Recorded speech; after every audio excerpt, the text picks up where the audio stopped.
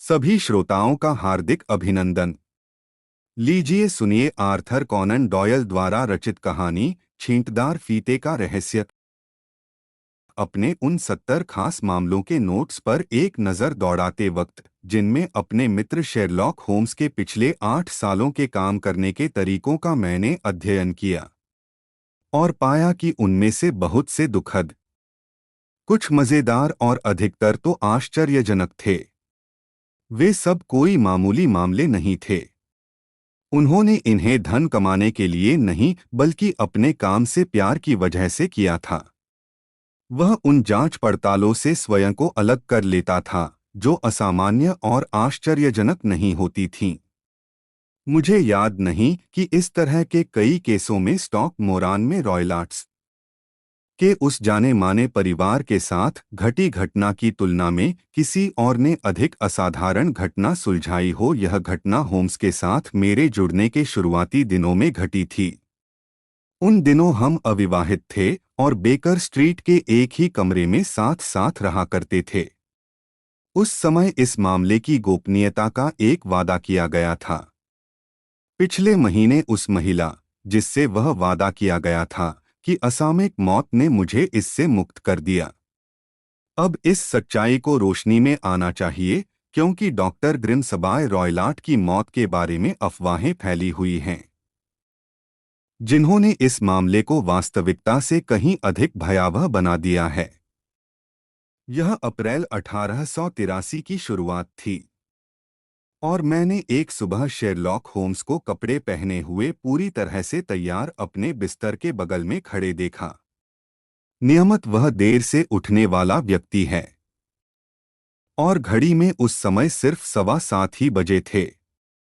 मैंने उसकी तरफ आंखें झपकाते हुए आश्चर्य से देखा, जिसमें थोड़ी सी चिढ़ भी थी क्योंकि मैं अपनी आदतों के मामले में काफी नियमित हुआ करता था।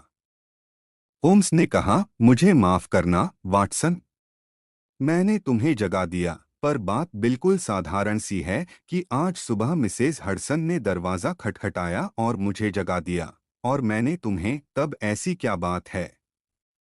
आग लगी है क्या? नहीं, ऐसा लगता है कि एक युवती बदहवास हालत में आई है और मुझसे मिलना चाहती है। अभी भी वह बैठक कक्ष में मेरा इंतजार कर रही है।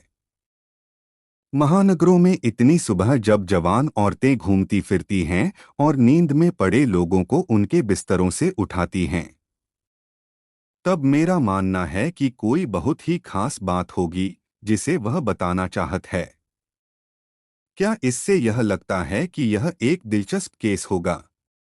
मुझे यकीन है कि तुम इसमें शुरू से ही रहना चाहोगे। मेरे विचार से किसी भी कीमत पर मुझे तुमसे इसके लिए कहना चाहिए और तुम्हें मौका देना चाहिए। मेरे प्यारे दोस्त, मैं किसी भी कीमत पर इसे खोना नहीं चाहूँगा। होम्स की पेशेवर छानबीनों का अनुसरण एवं उसके अपने अंतर्ज्ञान की तीव्रता से इनके समाधान की प्रशंसा से बढ़कर मेरे लिए और कोई प्रसन्नता नहीं थी। उसे जो भी केस दिए गए, उसने उन्हें तार्किक आधार पर सुलझाया था। मैंने जल्दी जल्दी अपने कपड़े पहने और बैठक कक्ष में अपने मित्र का साथ देने के लिए कुछ ही मिनटों में तैयार हो गया। वहां एक परदानशी महिला काले कपड़ों में खिड़की के पास बैठी थी। जैसे ही हम कमरे में घुसे वह खड़ी हो गई। होम्स ने प्रसन्नतापूर्वक कहा, गुड मॉर्निंग मैडम, मेरा नाम शेरलॉक होम्स है। ये हैं डॉक्टर वाटसन, मेरे खास दोस्त और सहयोगी। इनके सामने आप बेझिझक अपनी बात कह सकती हैं। वाह, मुझे यह देखकर खुशी हो रही है कि मिसेज हडसन ने अंगीठी जलाने की समझदारी दिखा दी है। इस अंगीठी को आप अपने पास रख लीजिए और मैं एक कप गर्म कॉफी ऑर्डर करता हूँ, क्योंकि मैं देख रहा हूँ कि आप ठंड से कांप रही हैं। उस महिला ने अपनी जगह बदलते हुए धीमी आवाज में कहा, मैं ठंड की वजह से नहीं कांप रही हूँ, तब क्या है? यह डर है मिस्टर होम्स, डर। इतना कहकर उस महिला ने अपना नकाब ऊपर उठा दिया। अब हम देख सकते थे कि वह महिला वाकई बड़ी दयनीय स्थिति में थी। उसका चेहरा पीला पड़ गया था और उसकी बेचैन डरी हुई आंखें शिकार के लिए पीछा किए जाने वाले जानवर की आंखों की तरह लग रही थीं। उसके चेहरे और शरीर से पता चलता था कि वह लगभग 30 वर्ष की होगी, लेकिन उसके बाल असमय ही पक गए थे। उसकी आंखें थकी हुई, मरियल सी थीं। होम्स ने उस पर अपनी तेज और अनुभवी नजर डाली। होम्स ने आगे की ओर झुकते हुए सांत्वना भरे शब्दों में उसके हाथों को थपथपाते हुए कहा, डरिए मत, मैं सब ठीक कर दूंगा। मुझे लगता है आप आज सुबह ही ट्रेन से आई हैं, तो क्या आप मुझे जानते हैं? नहीं, मैंने आपके दस्ताने वाली बाईं हथेली में वापसी का टिकट देखा है। आप सुबह जल्दी ही चल पड़ी होंगी और स्टेशन पहुंचने के लिए आपने कच्चे रास्ते पर घोड़ागाड़ी से भी यात्रा की होगी। महिला जोर से चिहुकी और मेरे सहयोगी की ओर अचरज से देखने लगी। वह मुस्कराते हुए बोला, इसमें कोई रहस्य नहीं है, मैडम। आपके जैकेट की बाईं बाह पर कम से कम 7 जगह कीचड़ के धब्बे लगे हैं। ये धब्बे बिल्कुल ताजा हैं। घोड़ा गाड़ी के अलावा और कोई सवारी इस तरह से कीचड़ नहीं उछालती है। और फिर आप तो चालक के बाईं ओर बैठी होंगी, वह बोली, आपका जरिया चाहे जो भी हो, पर आप बिल्कुल सही हैं। मैं घर से सुबह 6 बजे से पहले ही चली और 20 मिनट में लेदरहेड पहुंची, फिर वाटरलू के लिए पहली ट्रेन पकड़कर मैं यहां आ गई। सर, मैं अब इस तनाव को और नहीं झेल सकती हूँ। अगर यह ऐसे ही बना रहा तो मैं पागल हो जाऊंगी। मेरी सहायता करने वाला कोई नहीं है, उस अकेले आदमी को छोड़कर जो यह कर सकता है। मैं आपके बारे में सुन चुकी हूँ मिस्टर होम्स। मुझे आपके बारे में मिसेस फारेंटोश ने बताया है, जिनकी सहायता आपने बहुत ही कठिन परिस्थितियों में की थी। उन्हीं से मुझे आपका पता मिला है।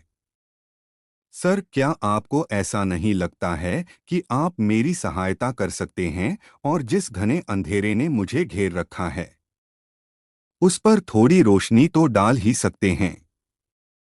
इस समय आपकी सेवाओं के लिए पुरस्कार देने की मेरी क्षमता नहीं है, पर 6 हफ्तों या 1 महीने में मेरी शादी हो जाएगी। तब अपनी खुद की आमदनी पर मेरे नियंत्रण के बाद आप मुझे एहसान फरामोश नहीं पाएंगे। होम्स ने अपनी दराज खोली और उसमें से केस वाली एक छोटी सी नोटबुक निकाली, जिसे वह संदर्भ देखने के लिए अपने पास रखते थे। वे बोले, फारेंटोश ओहा, मुझे वह केस याद आ गया जिसका संबंध उस दूधिया मुकुट से था। मेरे ख्याल से वाटसन, यह तुम्हारा मेरे साथ आने के पहले का केस था।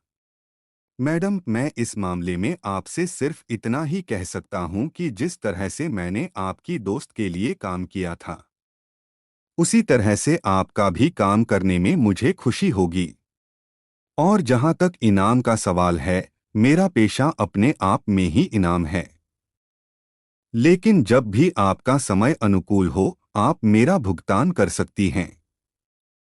अब मैं आपसे अनुरोध करता हूं, कृपया सिलसिलेवार ढंग से हर बात बता दें, ताकि मैं इस मसले पर अपनी राय कायम कर सकूं।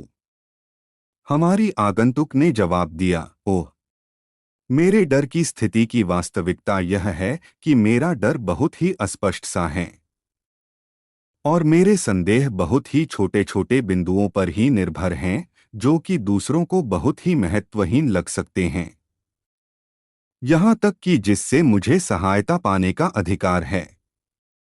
वह भी मुझे एक घबराई हुई औरत के रूप में ही परामर्श देता है, परंतु वह इस तरह की बात नहीं कहता है। यह सब कुछ मैं आपके सांत्वना भरे शब्दों और आपकी आंखों में पढ़ सकती हूँ। मैंने सुना है मिस्टर होम्स कि आप आदमी के दिल की कई परतों के भीतर गहराई से छुपी हुई दुष्टता को भी देख लेते हैं। आप मुझे बताएं कि इन खतरों से घिरे रहते हुए मैं इनके बीच कैसे रहूं। मैडम, मैं आपकी बातों पर पूरा ध्यान दे रहा हूँ। मेरा नाम हेलन स्टोनर है और मैं अपने सौतेले पिता के साथ रहती हूँ, जो इंग्लैंड की पुरानी सैक्सन फैमिली सरी की पश्चिमी सीमा पर स्टाक मोरान के रायलाट्स के बचे हुए अंतिम व्यक्ति हैं। होम्स ने स्वीकृति में अपना सिर हिलाया और कहा, मैं इस नाम से परिचित हूँ। किसी समय यह परिवार इंग्लैंड के धनिकों में से एक था और इसकी जागीर की सीमाएं उत्तर में बर्कशायर तथा पश्चिम में हैम्पशायर तक फैली हुई थीं। पिछली शताब्दी में एक के बाद एक इसके वारिस लंपट और फिजूल खर्ची की आदतों वाले थे। रीजेंसी के दिनों में यह परिवार एक जुआरी के हाथों पूरी तरह से बर्बाद हो गया था।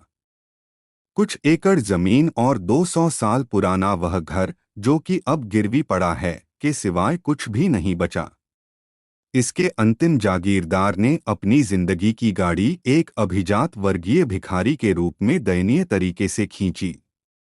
पर उसके एकमात्र बेटे यानी मेरे सौतेले पिता ने देखा कि इन्हें नए तरीके का जीवन अपनाना चाहिए। उन्होंने अपने एक संबंधी से धन उधार लिया, जिससे वे डॉक्टरी की डिग्री हासिल कर सके। इसके बाद मेरे पिता कलकत्ता चले आए, जहां अपनी काबिलियत और अच्छे चरित्र से उन्होंने एक बहुत ही अच्छी प्रैक्टिस जमा ली। एक दिन घर में हुई किसी लूट के कारण उन्होंने गुस्से में अपने पड़ोस में रहने वाले खानसामे को इतना मारा कि वह मर ही गया। फांसी की सजा से वे बाल बाल बचे। इसकी वजह से उन्हें लंबे समय तक जेल में रहना पड़ा। फिर वे चिड़चिड़े और हताश व्यक्ति के रूप में इंग्लैंड वापस आ गए। जब डॉक्टर रायलाट भारत में थे तो वहीं उन्होंने मेरी मां से विवाह किया, जो कि बंगाल फौज के मेजर जनरल स्टोनर की एक खूबसूरत विधवा थीं। मेरी बहन जूलिया और मैं जुड़वा थीं और मेरी मां की दोबारा शादी के समय हमारी उम्र केवल 2 साल की ही थी। मेरी मां के पास 1000 पाउंड सालाना आता था और यह पूरा का पूरा ही उसने डॉक्टर रायलाट को वसीयत कर दिया था। हालांकि हम उनके साथ इसी शर्तनामे के साथ रहते थे कि हमारी शादी होने पर हम में से हरेक को सालाना कुछ धन दिया जाएगा। इंग्लैंड वापस लौटने के कुछ ही समय के बाद मेरी मां की मौत हो गई। वे 8 साल पहले क्रीव के पास एक रेल दुर्घटना में मारी गईं। इसके बाद डॉक्टर रायलाट ने लंदन में अपनी प्रैक्टिस जमाने की कोशिश छोड़ दी और हमें साथ लेकर स्टाक मोरान के अपने खानदानी मकान में रहने चले आए। मेरी मां ने जो पैसा हमारे लिए रख छोड़ा था, वह हमारी ज़रूरतों के लिहाज से काफ़ी था और हमारी खुशियों में बाधाएं आएंगी, ऐसा भी नहीं मालूम पड़ता था। परंतु इस साल हमारे सौतेले पिता के स्वभाव में एक भयानक परिवर्तन आ गया। अपने पड़ोसियों से मिलने जुलने और नए मित्र बनाने के बजाय, जो कि उन्हें वहां देखकर बहुत खुश हुए थे कि स्टाक मोरान के रायलाट वापस अपने घर आ गए हैं, उन्होंने अपने आप को अपने घर में ही बंद कर लिया और कभी कभी ही बाहर निकलते थे। वह भी तब जब कोई उनके रास्ते से गुजरता था और उससे झगड़ा करने, गुस्से में हिंसा की सनक तक पहुंचना उस परिवार के लोगों की एक आनुवंशिक आदत रही है। मेरे सौतेले पिता के मामले में मेरा मानना है कि इसकी तीव्रता का कारण एक लंबे समय तक गर्म मुल्क में रहना भी रहा है। उनके ऐसे असभ्य झगड़ों की एक लंबी श्रृंखला सी बन चुकी थी, जिसमें 2 तो पुलिस थाने में जाकर खत्म हुए और फिर वे उस गांव के लिए खतरा बन चुके थे। लोग बाग उनसे डरकर भागने लगे थे, क्योंकि उनमें काफी शारीरिक बल था और गुस्से में वे पागल हो जाते थे। अभी पिछले ही हफ्ते उन्होंने वहीं के एक लोहार को 4 दीवारी से नीचे नदी में फेंक दिया था। फिर जो पैसा मैंने साथ मिलकर इकट्ठा किया था, उसे देकर हमने इस दूसरी मुसीबत से अपना बचाव किया। कुछ घुमंतू बंजारों को छोड़कर कोई भी उनका मित्र नहीं था। उन्होंने झाड़ झंखाड़ से भरी अपनी जमीन, जिससे हमारी खानदानी जागीर का भी पता चलता था, इन बंजारों को डेरा डालने के लिए दे रखी थी। बदले में वे अपने तंबुओं में इनका आतिथ्य सत्कार करते थे और कभी-कभी इनके साथ सप्ताहांत में दूर कहीं घूमने भी चले जाते थे। भारतीय जानवरों के प्रति भी उनकी दीवानगी थी, जो कि उनके पास वहां से भेज दिए जाते थे। इस समय उनके पास एक चीता और एक लंगूर है और ये दोनों ही उनके मैदान में खुले घूमते रहते हैं। ये गांव वालों के लिए उतने ही भयावह हैं जितना कि उनके मालिक। आप इसका अंदाजा लगा सकते हैं कि मेरी और मेरी बहन की जिंदगी में अब तक कोई बड़ा सुख नहीं रहा। हमारे यहाँ कोई भी नौकर नहीं टिकता था। एक लंबे समय से हमने खुद ही घर का सारा काम किया है। मेरी बहन की मौत के समय उसकी उम्र सिर्फ 30 साल थी। फिर भी उसके बाल मेरी ही तरह सफेद हो गए थे। क्या तुम्हारी बहन की मौत हो चुकी है? उसकी मौत अभी 2 साल पहले ही हुई है और उसी की मौत की वजह से मैं आपसे बात करना चाहती हूँ। आप समझ ही सकते हैं कि जिस तरह की अपनी जिंदगी के बारे में मैंने आपको बताया है, हम अपनी उम्र और स्थिति के शायद ही किसी और व्यक्ति को ऐसी हालत में देखना चाहेंगे। हमारी माँ की एक अविवाहित बहन यानी हमारी एक मौसी भी हैं, जिनका नाम मिस ऑनोरिया वेस्टफेल है। वे हैरो के पास रहती हैं। हमें कभी कभी ही इनके घर जाने का मौका मिलता है। 2 साल पहले क्रिसमस पर जूलिया वहां गई थी। वहां उसकी मुलाकात नौसेना एक मेजर से हुई, जो कि अभी आधी तनख्वाह पर काम कर रहा था और जिसके साथ उसका विवाह भी तय हो गया। वापस लौटकर मेरी बहन ने इसकी जानकारी मेरे सौतेले पिता को दी। उन्होंने इस शादी का विरोध नहीं किया था, परंतु शादी की तय तारीख से 15 दिनों पहले ही वह भयानक घटना घट गई, जिसने मेरी अकेली साथी को मुझसे छीन लिया। शेरलॉक होम्स अपनी कुर्सी पर पीठ टिकाकर बैठे थे। उनकी आंखें बंद थीं और उनका सिर कुशन पर टिका हुआ था। उन्होंने अपनी अंधमुंदी आंखें खोलीं और अपने आगंतुक की ओर देखा। फिर बोले, कृपया खुलकर बताएं।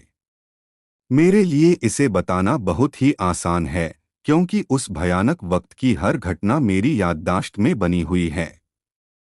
जैसा कि मैं पहले ही बता चुकी हूं कि वह इमारत बहुत ही पुरानी है और अब इसका एक ही हिस्सा रिहायशी इस्तेमाल में आता है।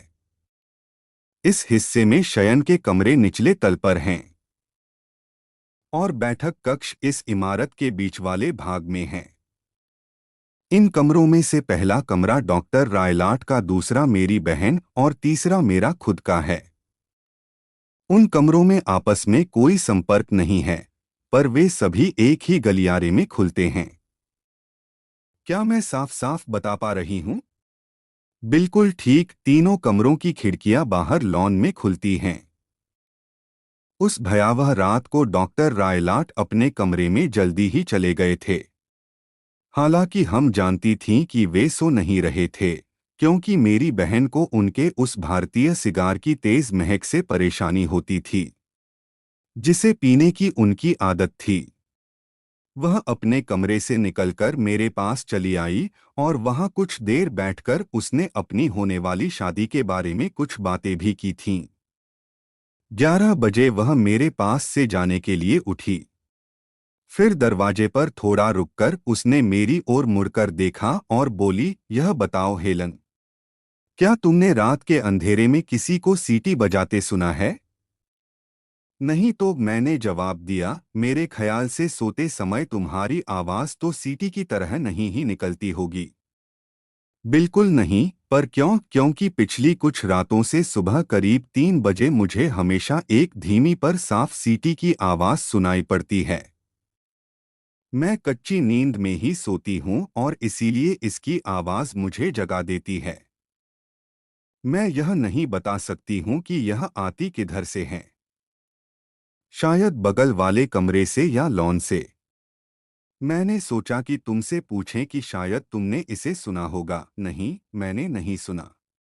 यह दूर ठहरे हुए उन बंजारों की होनी चाहिए। बहुत मुमकिन है, पर यदि यह आवाज लॉन में थी तो मुझे आश्चर्य है कि तुमने इसे कैसे नहीं सुना। हाँ, पर मैं तुमसे अधिक गहरी नींद में सोती हूँ। अच्छा, खैर कोई बात नहीं। वह मुझे देखकर मुस्कराई और मेरा दरवाजा बंद कर दिया। फिर कुछ ही देर बाद मुझे उसके दरवाजे का ताला बंद होने की आवाज सुनाई पड़ी। होम्स ने कहा, सच? क्या रोजाना रात को कमरे में ताला लगाना आप लोगों की आदत है? हमेशा? क्यों, मैं आपको पहले ही बता चुकी हूं कि डॉक्टर ने एक चीता और एक लंगूर पाल रखा था। दरवाजा बंद किए बगैर हमें सुरक्षा नहीं महसूस होती थी। बिल्कुल ठीक। मेहरबानी करके अपनी बात जारी रखिए। उस रात मैं सो नहीं सकी। आने वाली बदकिस्मती की एक धुंधली सी अनुभूति ने मुझ पर असर कर दिया था। आपको याद होगा कि मेरी बहन और मैं जुड़वा बहनें थीं, और आप जानते ही हैं कि दो समान आत्माओं के बीच संपर्क का कितना सूक्ष्म बंधन होता है। वह रात बहुत ही भयानक थी। बाहर हवा में तेज गर्जन की सी आवाज थी और खिड़कियों पर बारिश की चोट और थपथपाहट हो रही थी। अचानक इस तेज आंधी के थपेड़ों के बीच ही एक औरत की डर से भरी चीखने की भयानक आवाज आई। मैं समझ गई कि यह आवाज मेरी बहन की ही है। मैं अपने बिस्तर से उछलकर उठी। मैंने शॉल लपेटा और गलियारे की तरफ भागी।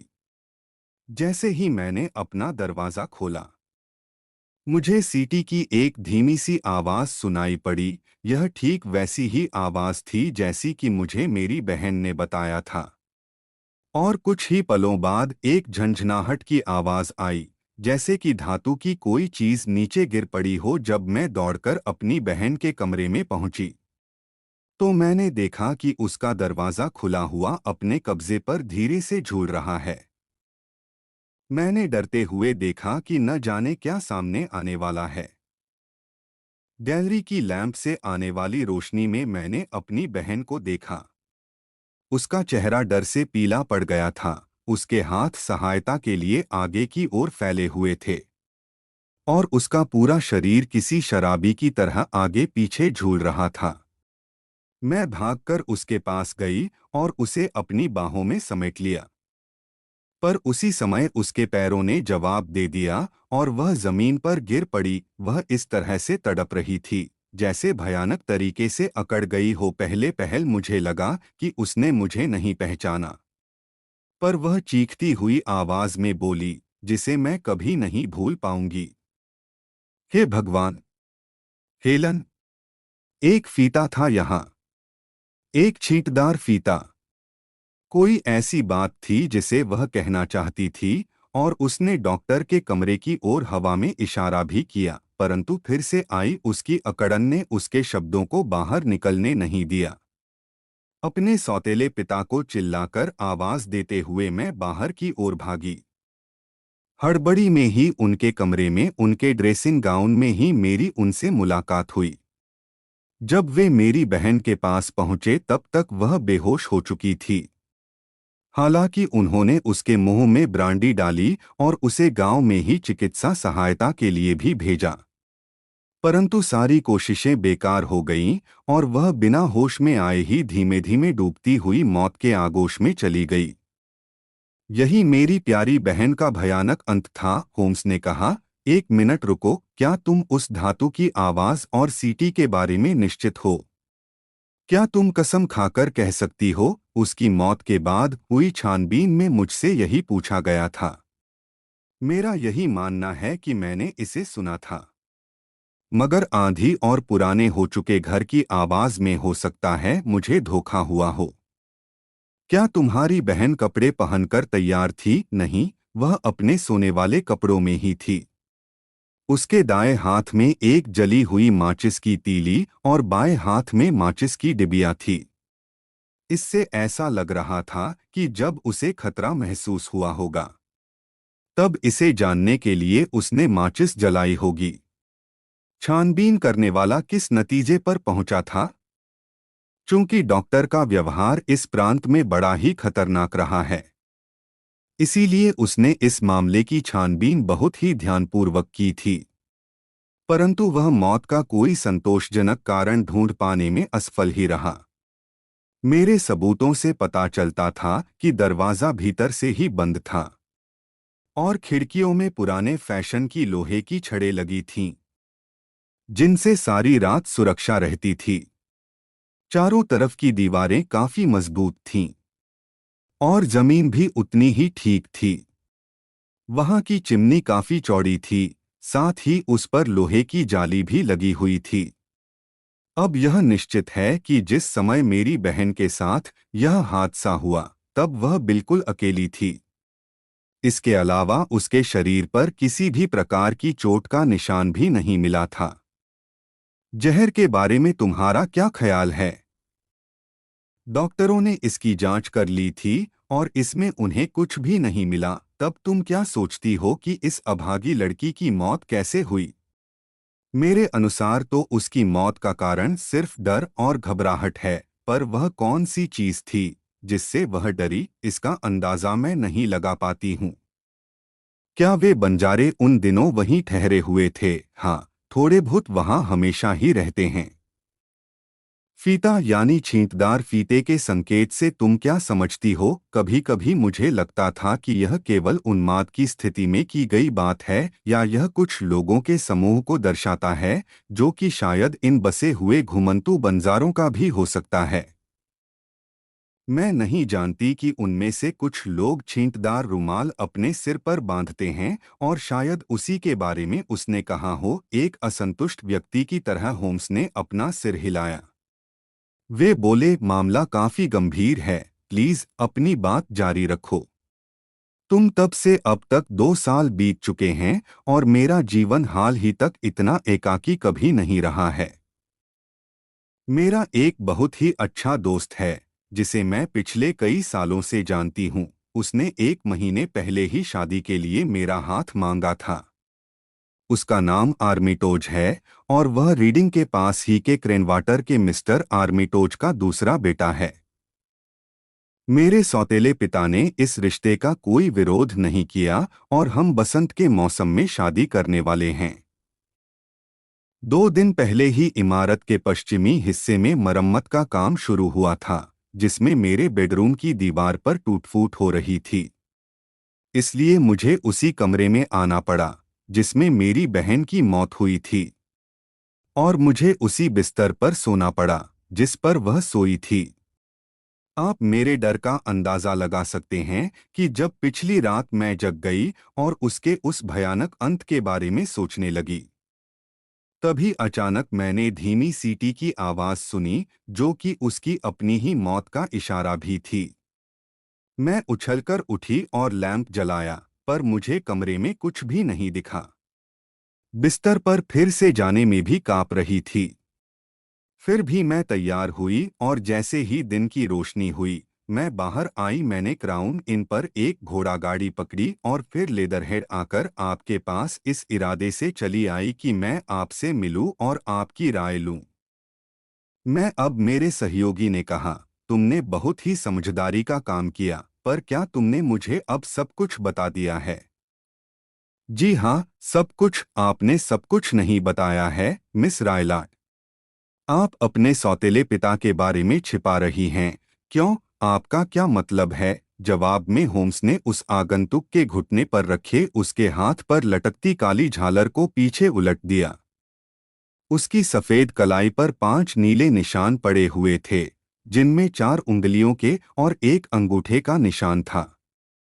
होम्स ने कहा, तुम्हारे साथ क्रूर व्यवहार होता है। महिला के चेहरे का रंग गहरा हो गया और उसने अपनी कलाई ढक ली। वह बोली, वह एक ताकतवर आदमी है और शायद उसे अपनी ताकत का अंदाज नहीं है। वहां अब एक लंबी चुप्पी छाई हुई थी। होम्स अपनी ठुड्डी को अपने हाथों में टिकाए अंगीठी की आग को ध्यान से देख रहे थे। यह बड़ा ही गंभीर मामला है। इससे पहले कि मैं अपने काम की रूपरेखा तय करूं, मुझे अभी हजारों बातें जाननी हैं। फिर भी हमारे पास गंवाने के लिए एक पल भी नहीं है। यदि हम आज ही स्टाक मोरान जाते हैं, तब क्या यह मुमकिन है कि बिना तुम्हारे सौतेले पिता की जानकारी के ही हम उन कमरों को देख सकें? जी हाँ। ऐसा हो सकता है क्योंकि उन्होंने आज किसी बहुत जरूरी काम से शहर आने के लिए कहा है। संभावना है कि वे आज सारा दिन बाहर रहेंगे और वहां रुकावट डालने वाला कोई भी नहीं होगा। हमारे यहाँ एक घरेलू नौकरानी है जो कि बूढ़ी और बेवकूफ है। मैं उसे आसानी से हटा सकती हूँ। वाह वाटसन, हमारे साथ चलने में तुम्हें दिक्कत तो नहीं है? बिल्कुल नहीं, तब हम साथ साथ ही आएंगे।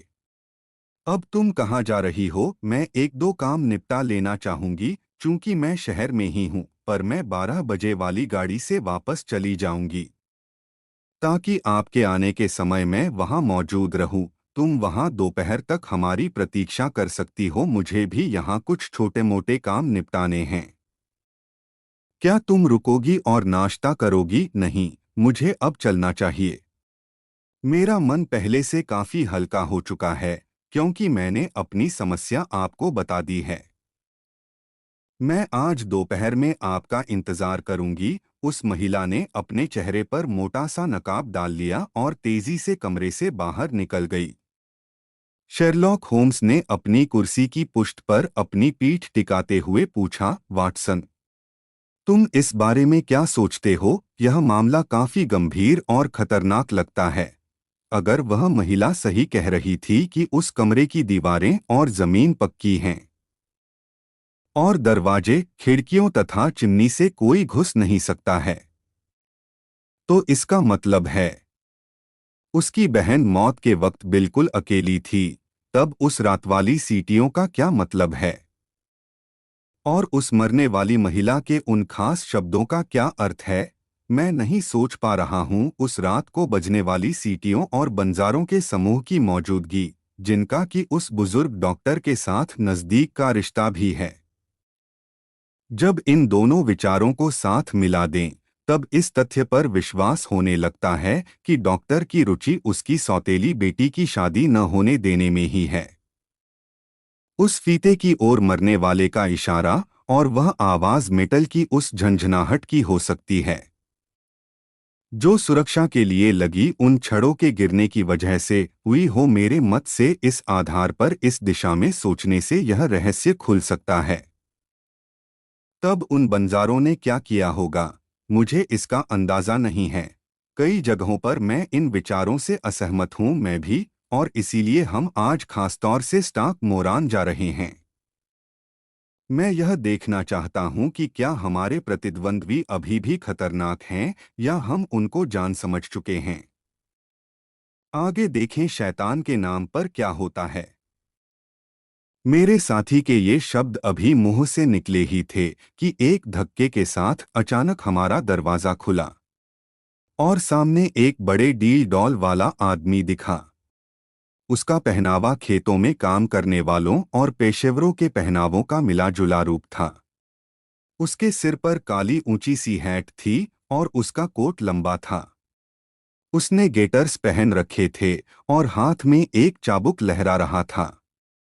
वह इतना लंबा था कि दरवाजे की ऊंची चौखट को उसका हैट छू रहा था और उसकी चौड़ाई ने दरवाजे की चौड़ाई को करीब करीब ढक ही लिया था।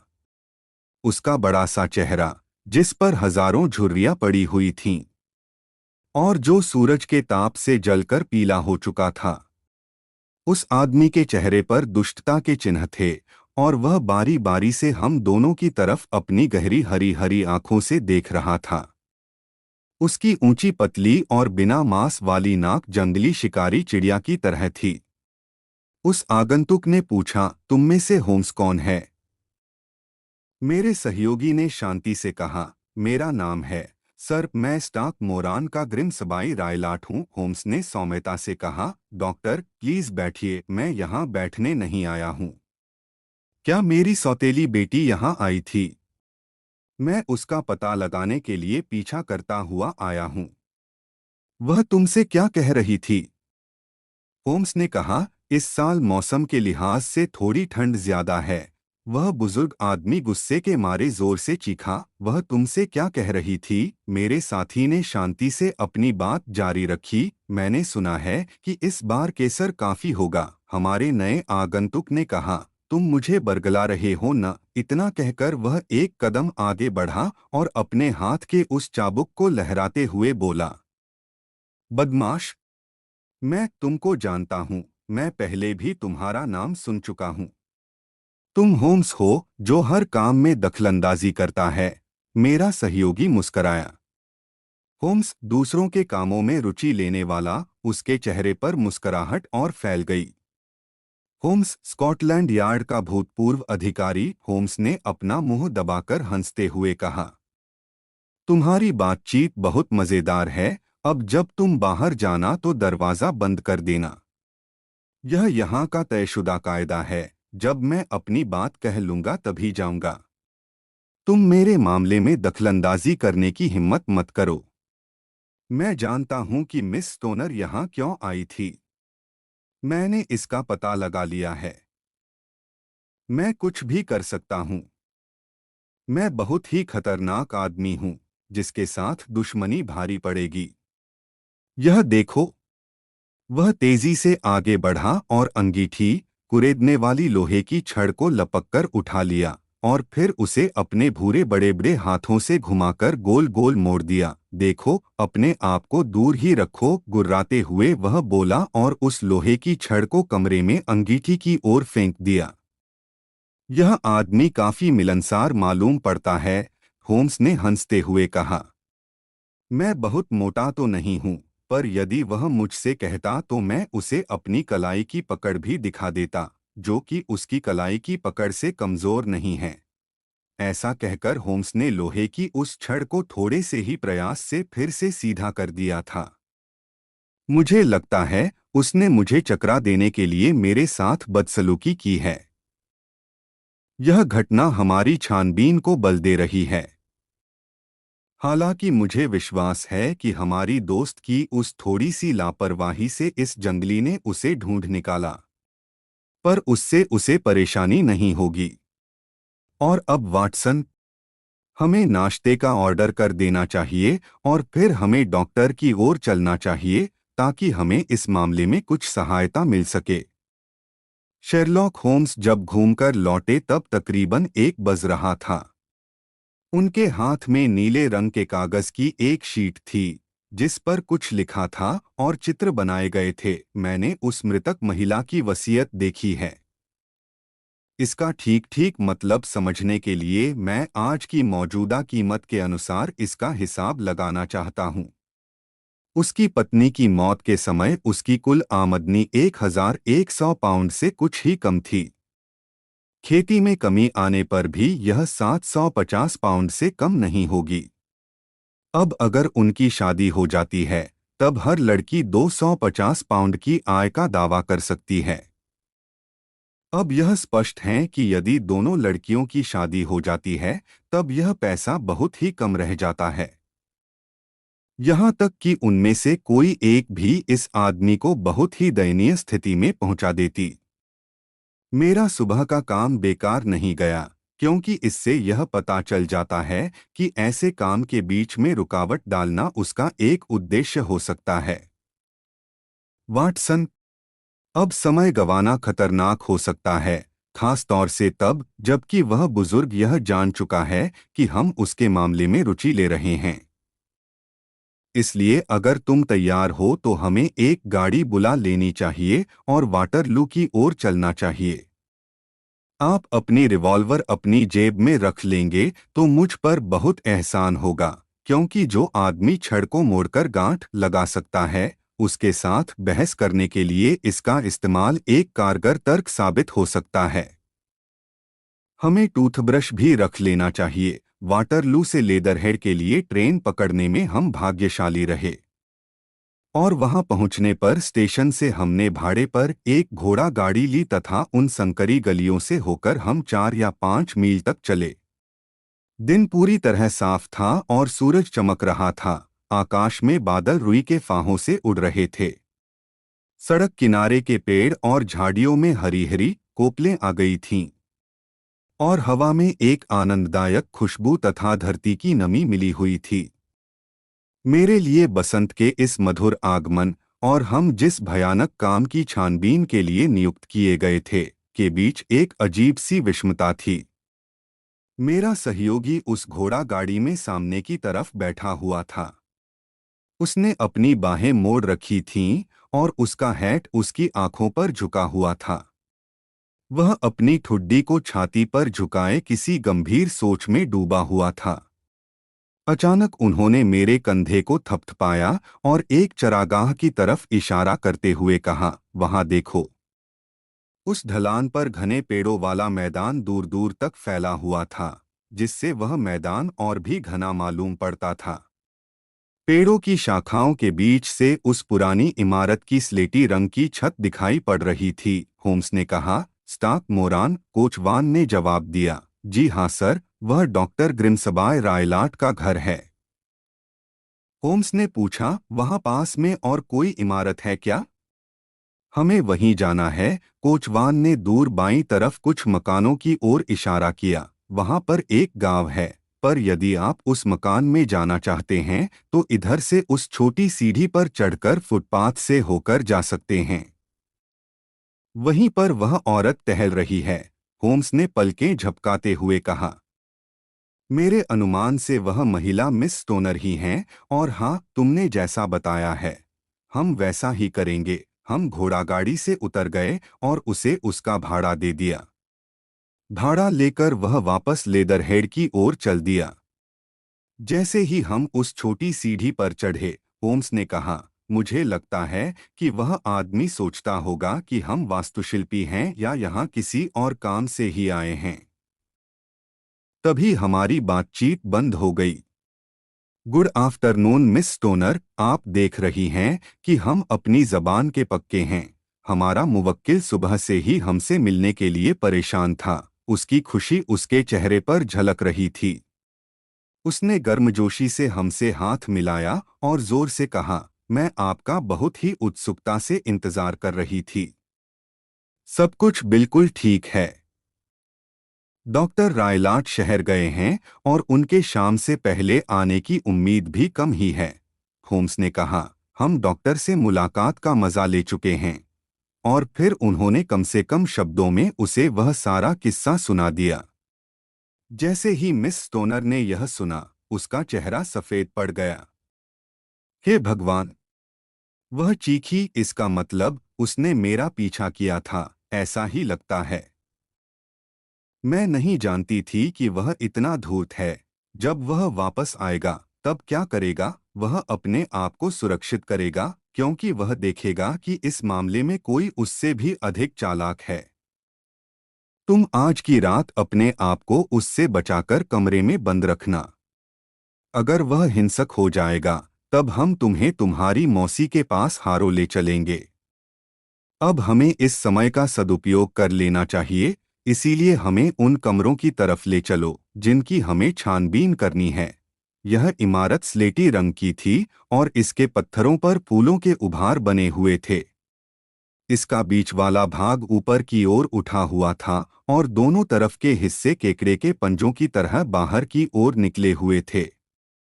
इन हिस्सों में से एक हिस्से की खिड़कियां टूटी हुई थीं और उनमें लकड़ी के फट्टे जड़े हुए थे। उनकी छत बीच से थोड़ी गिर गई थी, जिससे यह एक खंडहर सा मालूम पड़ता था। इमारत के बीच वाले भाग की मरम्मत थोड़े बेहतर ढंग से हुई थी, लेकिन दाहिनी ओर वाला हिस्सा इसकी तुलना में काफी आधुनिक था और खिड़कियों के छाजन एवं चिमनियों के निकलते धुएं से पता चलता था कि इमारत के इसी हिस्से में लोग रहते हैं।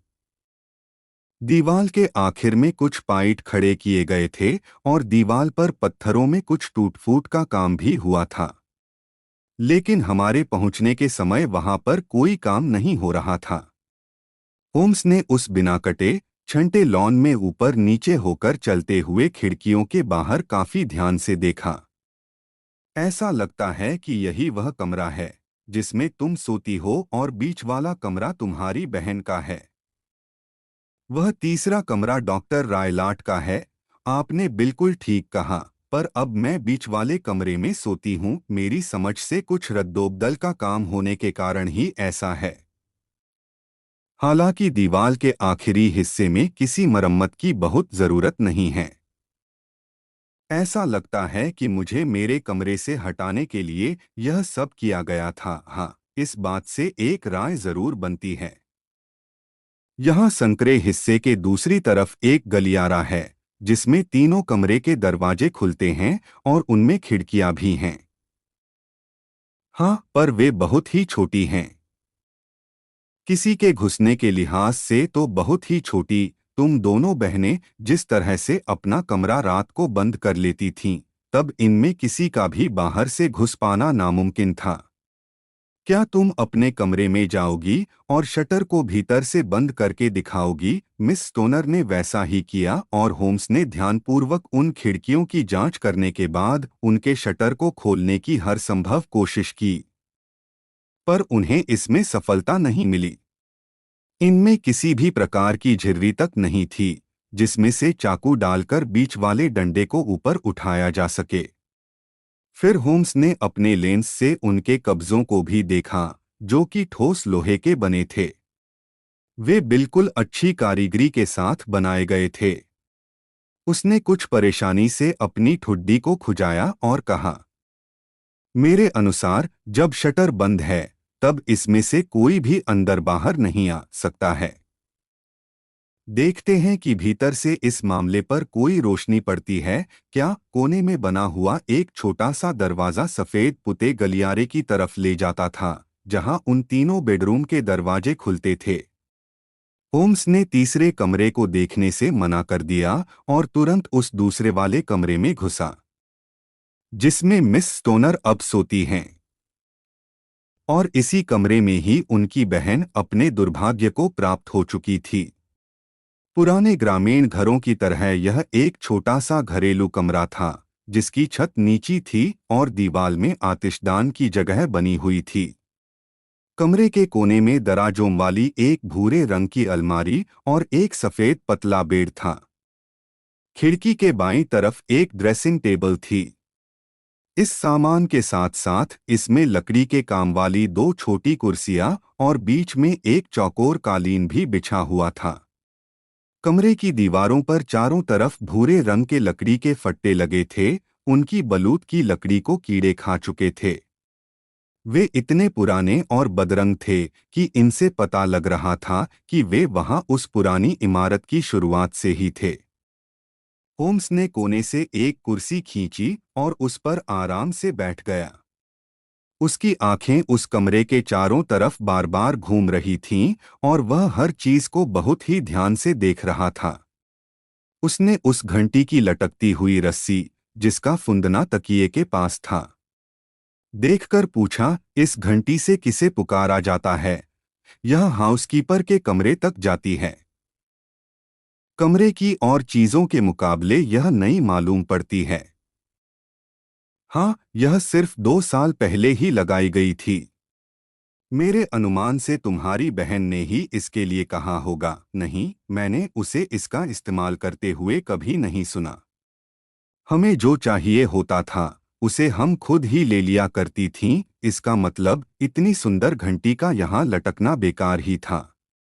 मुझे माफ करना, पर मैं इस कमरे की जमीन भी देखना चाहूंगा। उसने अपना लेंस निकाला और इसे हाथ में पकड़कर अपने चेहरे के पास ले गया और फिर तेजी से आगे पीछे करते हुए फट्टों में पड़ी दरार को ध्यान से देखा। यही काम उसने कमरे के चारों तरफ लगे लकड़ी के पैनलों पर भी किया। अंत में वह बिस्तर के पास आया और कुछ देर तक इसे घूरता रहा। फिर दीवार पर ऊपर नीचे अपनी नजरें दौड़ाई। उसने घंटी की रस्सी को अपने हाथों में पकड़ा और फिर इसे एक झटके के साथ खींचा। वह बोला, अरे, यह तो दिखावटी है। क्या यह बजेगी नहीं? नहीं, यह तो तार से भी नहीं बंधी है। बड़ी मजेदार बात है। तुम देख सकती हो कि यह वहां उस थोड़े से खुलने वाले रोशनदान के छोटे से हुक से बांधी गई है। बहुत अजीब सी बात है। मैंने इस पर पहले कभी ध्यान ही नहीं दिया। होम्स बुदबुदाते हुए बोला, अजीब बात है। इस कमरे में एक दो चीजें अजीब सी हैं। जैसे वह बिल्डर कितना बेवकूफ है कि उसने कमरे का रोशनदान दूसरे कमरे में खोल दिया है। इस समस्या के लिए वह बाहर की हवा ले सकता था, महिला ने कहा। यह काफी नया बना हुआ है, होम्स ने जवाब दिया। ठीक यही काम घंटी की रस्सी के साथ किया गया है। हाँ, काफी छोटे छोटे बदलाव हो चुके हैं। ये लोग काफी अजीब मालूम पड़ते हैं। दिखावटी रस्सी, रोशनदान जिसमें से हवा नहीं आती है। मिस स्टोनर, आपकी अनुमति हो तो हम उस कमरे को भी अंदर से देख लें। डॉक्टर ग्रिम्सबाय रायलाट का कमरा उसकी सौतेली बेटियों के कमरों की तुलना में बड़ा था, पर उसकी सजावट साधारण ही थी। कमरे में एक बेड और लकड़ी की किताबों की एक अलमारी थी, जिसमें किताबें भरी हुई थीं। ज्यादातर वे किताबें तकनीकी विषयों पर ही थीं। बिस्तर के बगल में बाहों वाली एक कुर्सी, एक गोल टेबल और कोने में एक बड़ी सी लोहे की तिजोरी रखी थी। होम्स उन सारे सामानों के पास गया और उनको बड़े ही ध्यान से देखा। होम्स ने तिजोरी को थपथपाते हुए पूछा, यह क्या है? मेरे सौतेले पिता के काम के कागज हैं। इसका मतलब है तुम इसके अंदर देख चुकी हो, सिर्फ एक बार, कई साल पहले। मुझे याद है कि यह कागजों से भरी हुई थी। यहाँ कोई बिल्ली तो नहीं है? नहीं, बड़ी अजीब सी बात है। यहाँ देखो। उन्होंने दूध की एक छोटी सी प्लेट उठाई, जो कि उसके ऊपर ही रखी हुई थी। नहीं, हमारे पास बिल्ली नहीं है, पर यहाँ एक चीता और एक लंगूर जरूर है। ओह हाँ, चीता भी एक बड़ी बिल्ली ही है। फिर भी एक प्लेट दूध उसको संतुष्ट नहीं कर पाएगा। यही एक बात है जिसके लिए मैं निश्चित होना चाहता हूँ। होम्स उस लकड़ी की कुर्सी के सामने पालथी मारकर बैठ गया और बड़े ही ध्यान से उसे देखने लगा। अपने लेंस को जेब में रखकर उठते हुए बोला, धन्यवाद। यहाँ कुछ चीजें बहुत ही रोचक हैं। उसकी निगाह बिस्तर के कोने पर लटके हुए कुत्ते के पट्टे पर पड़ी। पट्टा इस ढंग से लिपटा हुआ था जैसे इसका चाबुक से फंदा बनाया गया हो। वाटसन, तुम्हें क्या लगता है यह एक साधारण सा पट्टा है? पर मैं यह नहीं समझ पा रहा हूं कि यह इस तरह से क्यों बंधा है। यह बहुत सामान्य सा नहीं है। यह दुनिया बहुत बुरी है, और जब एक चालाक आदमी अपना दिमाग अपराध में लगा देता है, तब यह और भी बुरी हो जाती है। मिस स्टोनर, मेरे ख्याल से मैंने अब काफी कुछ देख लिया है। आइए अब बाहर लॉन में चलें। मैंने अपने साथी का चेहरा इतना गंभीर पहले कभी नहीं देखा था, और जब हम उस छानबीन से वापस लौटे तब उसकी भौहों पर भी एक तनाव था। हमने उस लॉन में कई बार चहलकदमी की, पर जब तक वह स्वयं ही अपने विचारों से बाहर नहीं निकला, मैंने और मिस स्टोनर ने उसे छेड़ना उचित नहीं समझा। उसने कहा, मिस स्टोनर, यह बहुत ही जरूरी है कि आप हर हालत में मेरी राय के अनुसार ही काम करें। मैं ऐसा ही करूंगी। यह मामला काफी गंभीर है, और आपकी जिंदगी आपके काम करने के ढंग पर ही निर्भर करेगी। मैं आपको बता चुकी हूं कि अब मेरी जान आपके हाथों में ही है। सबसे पहली बात यह है कि मैं और मेरा साथी रात को आपके कमरे में ही रहेंगे। मैंने और मिस स्टोनर ने उसकी तरफ अचंभे से देखा। हाँ, ऐसा ही है। आइए मैं आपको बताता हूँ। मेरे ख्याल से गांव में ठहरने के लिए कोई जगह तो होगी ही। था, वहाँ क्राउन में है। बहुत अच्छी बात है। वहाँ से तुम्हारी खिड़कियाँ तो दिखाई पड़ती ही होंगी। बिल्कुल, जब तुम्हारा सौतेला पिता वापस लौटे तब तुम अपने सिर में दर्द का बहाना करके अपने कमरे में ही रहना। जब वह सोने चला जाए तब तुम अपनी खिड़की के पल्ले खोल देना और उसकी कुंडी हटा देना। हमारे इशारे के लिए तुम वहीं पर एक लैंप जलाकर रख देना। साथ ही तुम कमरे से अपने काम की वे चीजें भी निकाल लेना जिनके साथ तुम्हें दूसरे कमरे में रहना है। मेरा विश्वास है कि मरम्मत का काम चलने के बावजूद तुम उस कमरे में एक रात आराम से रह लोगी। हाँ, बहुत ही आसानी से। बाकी तुम हमारे ऊपर छोड़ दो। हम तुम्हारे कमरे में ही रात गुजारेंगे और उस शोर की वजह भी जानेंगे। जिसने तुमको परेशान कर रखा था। मेरे साथी की बाहों पर अपना हाथ रखते हुए मिस स्टोनर ने कहा, मिस्टर होम्स, ऐसा लगता है कि आपने अपना मन पक्का कर लिया है। शायद ऐसा ही है। तब कृपा करके मुझे मेरी बहन की मौत का कारण भी बता दीजिए। यह सब बताने से पहले मैं इसका स्पष्ट सबूत भी आपके सामने रखना चाहूँगा।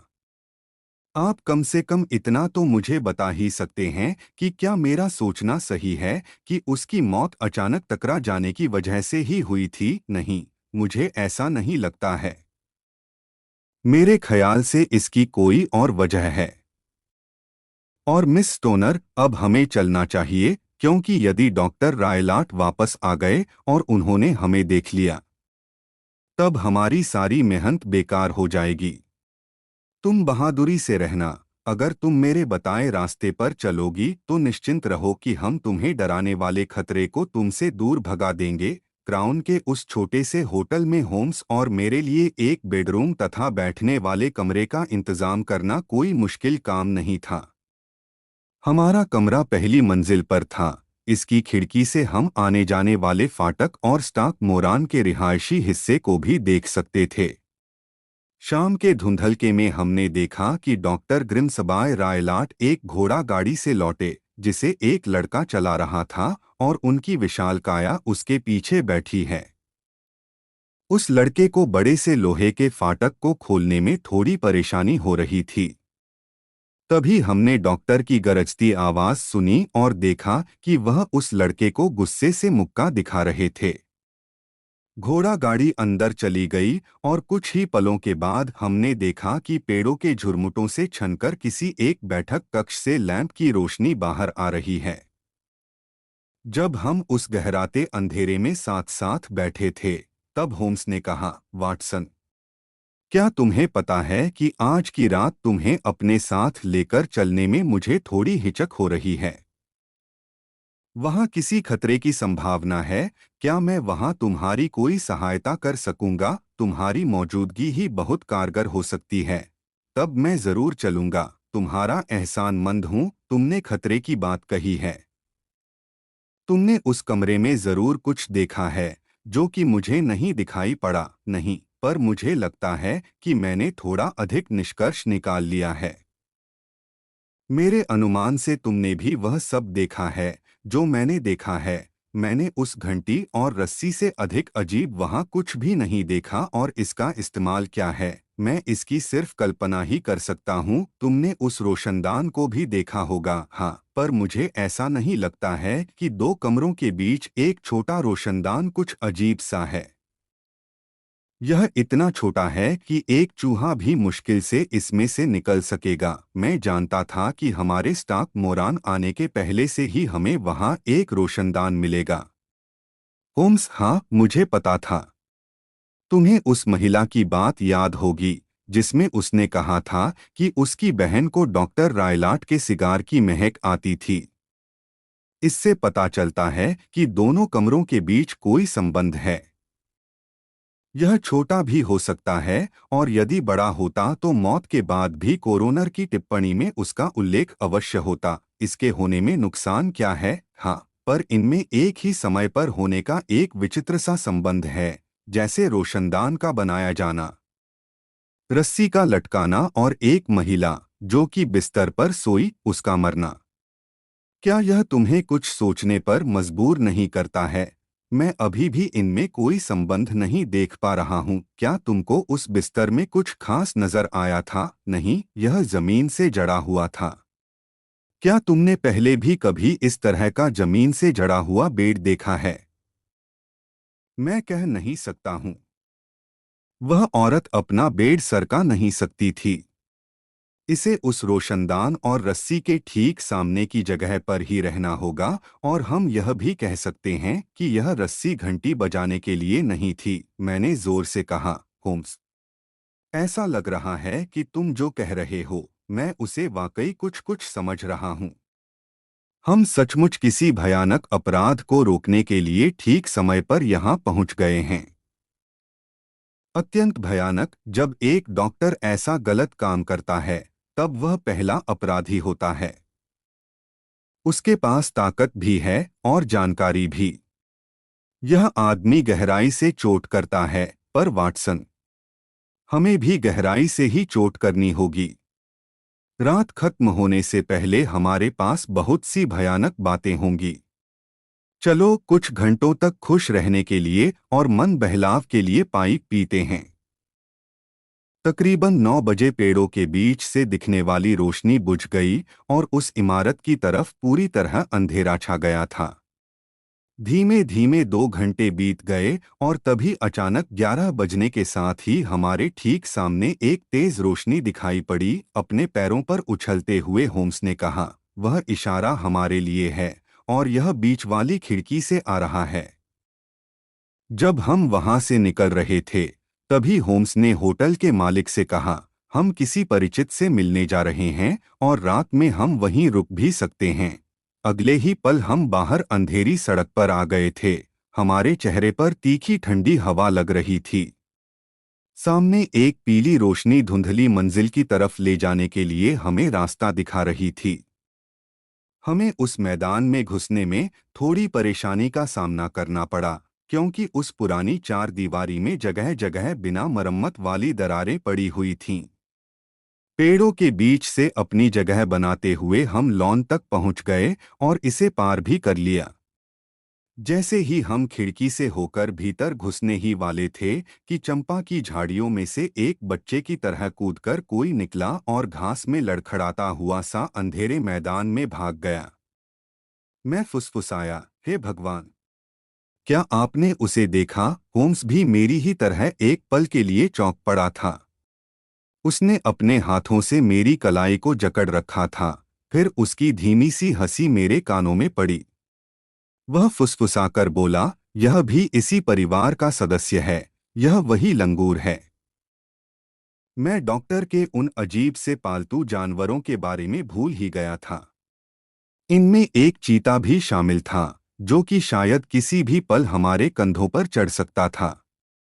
होम्स की बातों को मानते हुए मैंने अपने जूते उतारे और कमरे के भीतर पहुंचकर काफी हल्का महसूस किया। मेरे साथी ने बिना आवाज किए ही खिड़कियों के दरवाजे बंद कर दिए और लैंप उठाकर मेज पर रख दिया। उसने कमरे में चारों तरफ एक नजर दौड़ाई। वहां सब कुछ वैसा ही था जैसा कि हमने दिन के समय देखा था। फिर वह मेरी तरफ खिसका और अपने हाथों को अपने मुंह के चारों तरफ पाइप की तरह गोल बनाकर मेरे कानों में फुसफुसाकर बोला, थोड़ी सी भी आवाज हमारी सारी योजना पर पानी फेर देगी। मैंने सहमति में सिर हिलाया, ताकि वह समझ जाए कि मैंने सुन लिया है। वह हमें रोशनदान से देख सकता है, इसलिए हमें बिना रोशनी के ही बैठना होगा। मैंने फिर सिर हिला दिया। देखो, सो मत जाना, तुम्हारी जिंदगी इसी पर निर्भर है। अपनी पिस्तौल तैयार रखना, हमें इसकी जरूरत पड़ सकती है। मैं बिस्तर के किनारे बैठा हूं और तुम कुर्सी पर बैठो। मैंने अपना रिवॉल्वर बाहर निकाल लिया और इसे मेज के ऊपर एक किनारे रख दिया। होम्स अपने साथ एक लंबी छड़ी लेकर आया था। इसे उसने बिस्तर पर अपनी बगल में ही रख दिया था। इसी से सटाकर उसने माचिस की डिबिया रख दी और अधजली मोमबत्ती को भी रख लिया और फिर लैंप भी बुझा दिया। अब हम बिल्कुल ही अंधेरे में बैठे थे। मैं उस भयानक रज्जगे को क्या कभी भूल पाऊंगा? मुझे कुछ भी सुनाई नहीं पड़ रहा था, यहाँ तक कि सांसों की आवाजें भी नहीं, और मैं यह भी जानता था कि मुझसे कुछ ही फीट की दूरी पर आंखें खोले हुए मेरा साथी भी मेरी ही हालत में बैठा हुआ है। दरवाजे की झिर्रियों से बहुत ही कम रोशनी दिख रही थी और हम चुपचाप अंधेरे में बैठे इंतजार कर रहे थे। बाहर किसी जंगली चिड़िया की कभी कभी तेज आवाज आती थी और एक बार तो हमारी खिड़की के पास एक बड़ी बिल्ली की तरह किसी के गुर्राने की आवाज भी आई, जिससे हमें पता लगता था वह चीता वहां आजादी से घूम रहा है। बहुत दूर से आती उस चर्च की घड़ी के घंटों की आवाजें हमें हर चौथाई घंटे पर सुनाई देती थीं। वे चौथाई घंटे कितने लंबे मालूम पड़ते थे। 12, 1, 2 और 3 बज गए। पर अभी भी हम शांत बैठे हुए इंतजार कर रहे थे कि कुछ भी हो सकता है। अचानक रोशनदान की तरफ पल भर के लिए रोशनी की चमक दिखाई पड़ी, जो कि तुरंत ही गायब भी हो गई, पर अब तेल जलने और धातु गर्म होने की महक आ रही थी। बगल वाले कमरे में किसी ने लालटेन जलाई थी। मैंने भी कुछ चलने की आवाज सुनी थी, पर फिर सब शांत हो गया, हालांकि वह महक अब तेज हो गई थी। घंटे तक मैं कान लगाए तनाव में बैठा रहा। तभी अचानक एक दूसरी तरह की आवाज सुनाई पड़ी। यह एक बहुत ही शांत और केतली से निकलने वाली भाप की धीमी लगातार आती आवाज की तरह थी। अचानक ही मैंने सुना कि होम्स बिस्तर से उछल पड़े और माचिस जलाकर उस घंटी वाली रस्सी पर तेजी से अपनी छड़ी मारने लगे। वे जोर से बोले, वाटसन, तुमने देखा? अब तुम इधर देखो। परंतु मुझे कुछ भी नहीं दिखाई दिया। अगले ही पल जब होम्स ने रोशनी जलाई, तब मैंने एक धीमी और साफ सीटी की आवाज सुनी, पर अचानक मेरी थकी हुई आंखों में आई चमक यह नहीं समझ पा रही थी कि वह क्या था, जिस पर मेरे साथी ने इतने वहशी ढंग से प्रहार किया। मैंने देखा कि उसका चेहरा डर से पीला पड़ गया था और घृणा से भर गया था। उसने अब चोट करना बंद कर दिया और वह रोशनदान की तरफ घूर रहा था। तभी मैंने उस सन्नाटे को चीरती हुई भयानक चीख सुनी। यह आवाज तेज और बहुत तेज होती चली गई। इस भयानक चीख में पीड़ा, भय और क्रोध सभी कुछ शामिल था। लोग कहते हैं कि दूर गांव में, यहाँ तक कि चर्च के पास भी उस चीख ने अपने बिस्तरों में दुबके लोगों को जगा दिया था। इससे मेरा दिल भी थोड़ा घबरा गया। मैं चुपचाप खड़ा होम्स की ओर देख रहा था और वह मुझे, यह तब तक जारी रहा जब तक कि वह आती हुई आवाज बिल्कुल बंद नहीं हो गई। मैंने कहा, इसका क्या मतलब है? होम्स ने जवाब दिया, इसका मतलब है सब कुछ खत्म हो गया। और शायद अच्छा ही हुआ।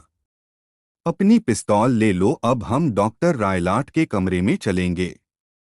अपने चेहरे पर गंभीरता लिए हुए उसने लैंप जलाया और गलियारे की तरफ चल पड़ा। उसने कमरे का दरवाजा 2 बार थपथपाया, परंतु भीतर से कोई जवाब नहीं आया। इसके बाद होम्स ने दरवाजे का हैंडल घुमाया और कमरे के भीतर घुसे। मेरे हाथ में पिस्तौल थी। कमरे के अंदर का दृश्य अजीब सा था। मेज पर काले रंग की लालटेन रखी थी और उसका ढक्कन आधा खुला हुआ था। इसकी तेज रोशनी सामने रखी लोहे की तिजोरी पर पड़ रही थी, जिसका दरवाजा भी अधखुला था। इस मेज के बगल में लकड़ी की कुर्सी पर डॉक्टर ग्रिम्सबाय सलेटी रंग का गाउन पहनकर बैठे थे। उनके नंगे घुटने आगे की ओर निकले हुए थे। उनके पैरों में तुर्की वाली लाल चप्पलें थीं और गोद में एक लंबा सा पट्टा था, जिसे हम दिन में देख चुके थे। उनकी ठुड्डी ऊपर की ओर उठी हुई थी और आंखें छत के कोने को भयानक ढंग से घूर रही थीं। इनकी भौहों के किनारे एक खास तरह का पीले रंग का फीता बंधा था, जिस पर भूरे रंग की चित्तियां थीं, जो कि लगता था उनके माथे पर कसकर बंधा था। जब हम कमरे में घुसे, तब उन्होंने न तो आवाज की और न ही हिले। होम्स ने फुसफुसाते हुए कहा, फीता। वही छींटदार फीता। मैं एक कदम आगे बढ़ा ही था कि अचानक डॉक्टर के सिर पर पड़ी पगड़ी जैसी चीज हिली और फिर उसके बालों के पीछे एक सांप की भयानक गर्दन और हीरे के आकार जैसा उसका सिर दिखा। होम्स चीखे, यह एक जहरीला सांप है। भारत में पाया जाने वाला सबसे जहरीला सांप। इसके काटने पर वह 10 सेकंड में ही मर गया होगा। हिंसा वास्तव में हिंसा करने वाले पर ही वापस आती है। षड्यंत्र करने वाला उसी गड्ढे में गिरता है, जिसे वह दूसरों के लिए खोदता है। आओ इस प्राणी को वापस उसकी मांद में ही पहुंचा देते हैं और फिर हम मिस स्टोनर को किसी ठीक ठाक जगह ले जाएंगे। अब यहाँ की पुलिस को यह पता लगाने दो कि यहाँ क्या हुआ था। इतना कहने के साथ ही उन्होंने उस कुत्ते के पट्टे को झटके से मृतक की गोद से उठा लिया और उसके फंदे को सांप के गले की तरफ फेंका। फिर उसी के सहारे सांप को फंसाकर सांप के बैठने की भयानक जगह से उसे उठा लिया और लगभग 1 हाथ की दूरी बनाकर रखते हुए वापस उसी तिजोरी में फेंक दिया और फिर तिजोरी को बंद कर दिया। स्टाक मोरान के डॉक्टर ग्रिम्सबाय रायलाट की मौत की यह वास्तविक सच्चाई थी। यह जरूरी नहीं है कि मैं इस कहानी को यह कहकर विस्तार से बताऊं कि कैसे हमने उस डरी हुई लड़की को उसकी बुरी स्थिति से बचाया, कैसे हम उस लड़की को सुबह की ट्रेन से उसकी मौसी के घर ले गए, कैसे जांच की वह धीमी प्रक्रिया चली और डॉक्टर की दुर्गति उसके खतरनाक जीवों के साथ खेलने की वजह से हुई।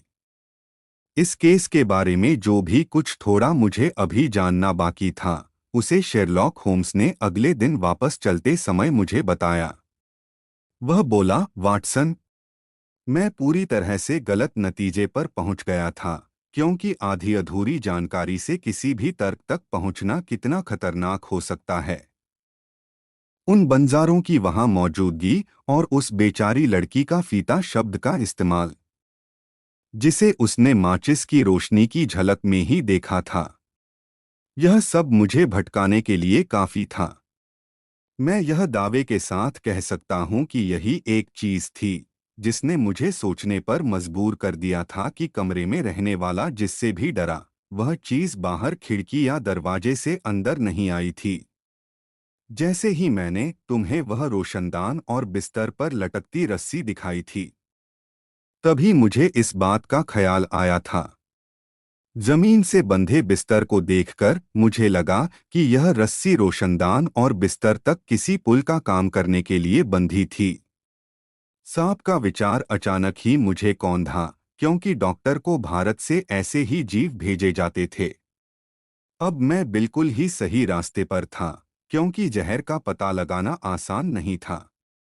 वह भी तब जबकि एक चालाक और निर्दयी आदमी इसमें शामिल हो, साथ ही वह पूरब से प्रशिक्षण भी प्राप्त कर चुका हो। जहर की तेजी भी यही साबित करती थी। मृतक के शरीर पर उन 2 छेदों को देखने के लिए भी एक तेज नजर की जरूरत होती है, जहां से वह जहर शरीर में घुसा होगा। फिर मैंने उस सीटी के बारे में सोचा। सुबह की रोशनी उसके शिकार को जगा दे, इससे पहले ही उस सांप को वापस बुलाना होगा। इसीलिए उसने सांप को प्रशिक्षित भी किया था और शायद उसे वापस बुलाने के लिए ही वहां पर दूध भी रखा गया था। वह इसे उसी समय रोशनदान से होकर बिस्तर तक जाने के लिए रख देता था। सांप कमरे में रहने वाले को काट भी सकता था और नहीं भी काट सकता था। शायद वह 1 हफ्ते तक हर रात बच जाती थी, परंतु एक दिन वह उस सांप का शिकार बन ही गई। डॉक्टर के कमरे में घुसने से पहले ही मैं इन नतीजों पर पहुंच चुका था। उसकी कुर्सी को देखकर मुझे पता चल गया था कि वह इसका इस्तेमाल सांप को रोशनदान से भेजने के लिए करता था। तिजोरी, दूध की प्लेट और चाबुक का फंदा देखकर मेरा रहासा शक भी जाता रहा। धातु की आवाज जो कि कमरे में रहने वाले को सुनाई पड़ती थी, वह मुमकिन है डॉक्टर द्वारा तिजोरी के जल्दी से खोले जाने की वजह से होती थी, क्योंकि सांप उसी तिजोरी में रखा गया था। इन सब बातों को ध्यान में रखते हुए तुम जानते ही हो कि मैंने सबूत के लिए वे कदम उठाए थे। मैंने उस सांप की फुफकारने की आवाज सुनी थी और मुझे उम्मीद है तुमने भी सुनी होगी। फिर मैंने जल्दी से रोशनी जलाई और उस पर आक्रमण कर दिया था। सांप को रोशनदान की तरफ से वापस भेजे जाने की वजह से दूसरी तरफ वह अपने मालिक पर ही चोट कर बैठा। साथ ही साथ उस पर मेरी छड़ी की चोट ने उसकी सांपवाली प्रवृत्ति को जगा दिया। परिणामस्वरूप उसके सामने जो भी पहला व्यक्ति दिखा, उसे ही उसने डस लिया। इस प्रकार मैं किसी न किसी रूप में डॉक्टर रायलाट की मौत का जिम्मेदार हूं, परंतु इसका मेरी आत्मा पर कोई बोझ नहीं है।